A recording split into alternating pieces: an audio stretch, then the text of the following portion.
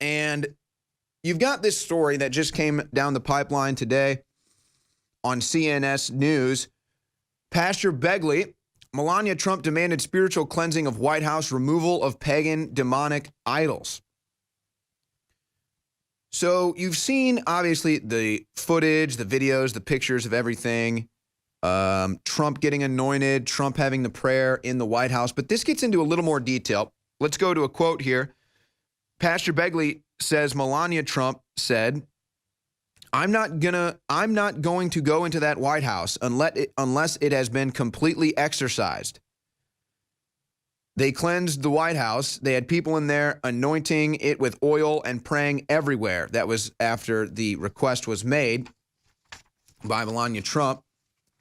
Begley goes on, I have to say, when the president allowed 40 pastors to come into the White House and anoint him with oil and lay their hands and pray on him, 7 times he's done this, that is unheard of.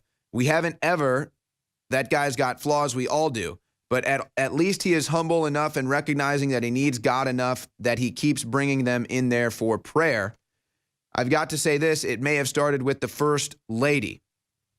The First Lady, in that 5 hours when the Obamas and the Trumps went down to the Capitol and Trump was being sworn in as the 45th president of the United States, Melania Trump said to her husband, I'm not going to go into that White House unless it has been completely exorcised.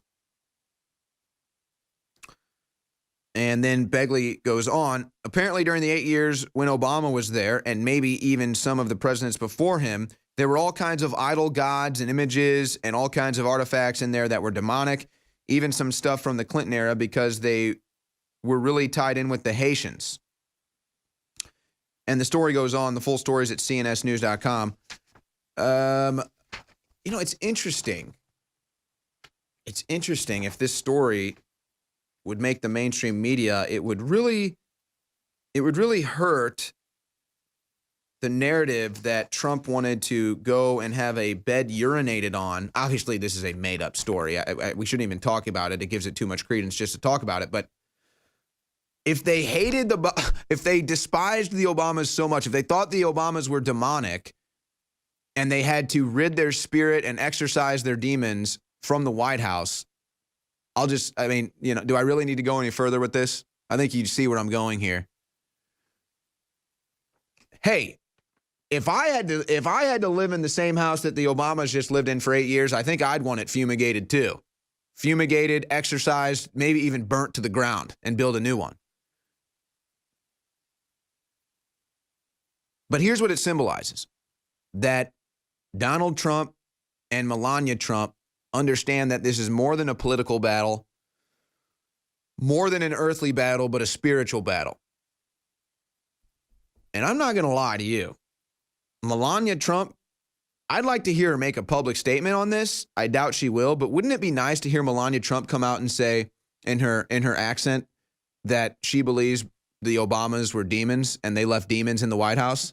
And maybe there's some sort of aroma of sulfur that was in the White House when they first moved in. They smelled like sulfur. It kind of smelled like Schiff, but it smelled more like sulfur. And so they had to do something about it. They had to fumigate it and exorcise it. But again, whether you believe that or not, it is fact. Trump has had dozens of pastors in there of all races. It's ridiculous. And he does all these prayers, all these anointments. He goes to these churches. It's powerful stuff. And it's sad. I understand if people aren't religious. I'm not here to preach to you or tell you to be religious or faithful or anything. I just think it's sad when an individual can't recognize or feel the spiritual power that humans can manifest. I just think it's sad that people can't feel the spiritual connection that humans have to our Creator, to the greater power, or even to each other. Trump gets it, and I do believe it empowers him. And I think it's only going to empower him more as time goes on.